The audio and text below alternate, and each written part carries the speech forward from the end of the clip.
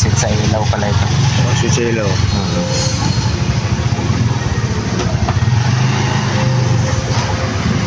Nakasynchronize din po kasi yung ilaw sa ano, sa sounds. Ngayon yung nagsisilbi niyang sound card saka ano, timing sa ilaw. Kung may problema na siya talagang, so parang natira lang sa kanya yung para sa ilaw. Pero yung ilaw mo po nag-ano pa yan, nagpapalit-palit pa, no? Oo, palit-palit pa yan. Yung sounds lang talagang nawala. Sounds lang wala. Sa sounds lang tayo may problema. So balik na natin. Sa ako na nailagay yung tornilyo niya. Ito. Ground yan. Ito po yung nagsisilbing heatsink ng ano, ng transistor ito. Siyempre umiinit yan pag nagtatrabaho.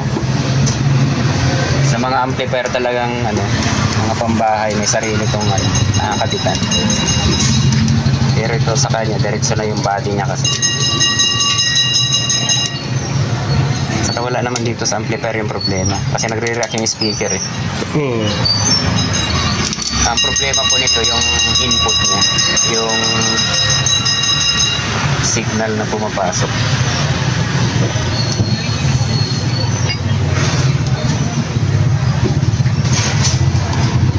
Walang nare-receive yung amplifier kaya hindi tumutunog.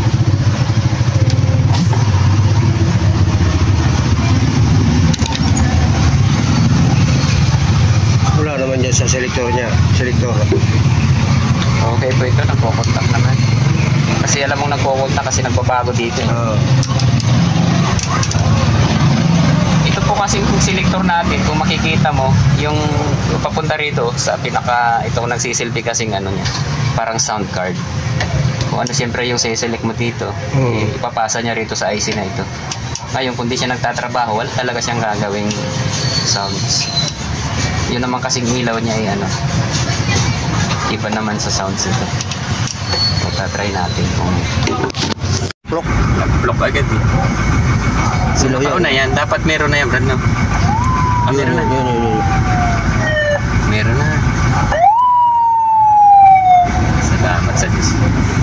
Naghimala. Yan busina niya.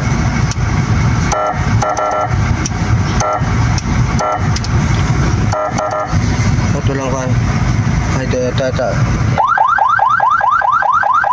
Okay, Brad. Salamat sa Diyos. Kalahin mo maghimala siya. Meron kasi ganun, Brad. Minsan ano siya, yung para naglulos kahit sa ganda naman ng hinang. So, ayun. Ayos ah. Baka dun sa IC, Brad, sa ano niya. Baka yun ay nag-loose.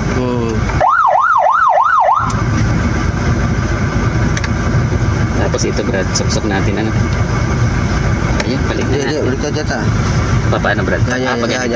Sige. Yung switch mo baka na. Ito, huwag na kaya to. Sige, Brad, subukan mo natin. Gumana na. Tumatik na.